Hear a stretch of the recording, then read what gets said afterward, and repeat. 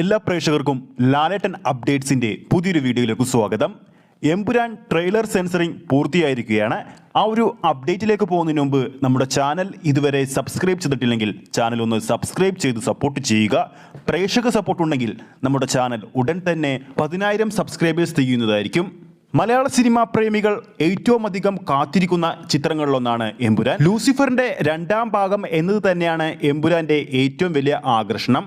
ഇപ്പോഴത്തെ സിനിമയുടെ trailer censoring പൂർത്തിയായെന്നാണ് റിപ്പോർട്ടുകൾ പുറത്തു വരുന്നത്.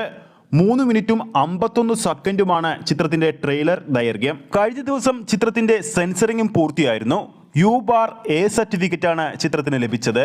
ഈ വരുന്ന മാർച്ച് 27-നാണ് ചിത്രം ലോകമെമ്പാടുമുള്ള തിയേറ്ററുകളിൽ എത്തുന്നത്. ഇന്നലെ സെൻസറിംഗ് പൂർത്തിയായപ്പോൾ ചിത്രത്തിന്റെ സമയദൈർഘ്യമായി പുറത്തു വന്നത് ഏകദേശം 2 മണിക്കൂറും 59 മിനിറ്റും 52 സെക്കൻഡും എന്നാണ്. എമ്പുരാന്റെ ഭാഗത്തുനിന്നും ആദ്യം പുറത്തു വന്ന ടീസർ 2 മിനിറ്റും 23 സെക്കൻഡുമാണ് ഉണ്ടായിരുന്നത്.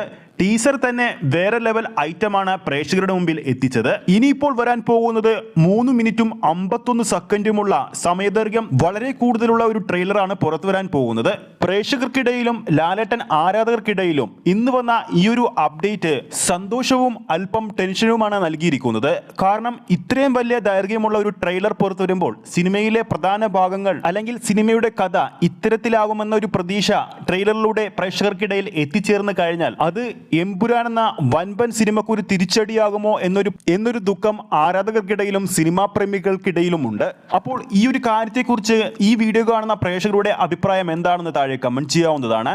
എമ്പുരാൻ എന്ന സിനിമയുടെ ഒഫീഷ്യൽ ട്രെയിലറിന്റെ ദൈർഘ്യം കൂടിപ്പോയോ ഇല്ലയോ എന്ന് നിങ്ങൾക്ക് താഴെ കമന്റ് ചെയ്യാം. വീഡിയോ ഇഷ്ടപ്പെട്ടെങ്കിൽ വീഡിയോ ലൈക്ക് ചെയ്യാനും ചാനൽ സബ്സ്ക്രൈബ് ചെയ്യുന്ന കാര്യം കൂടി പരിഗണിക്കുക.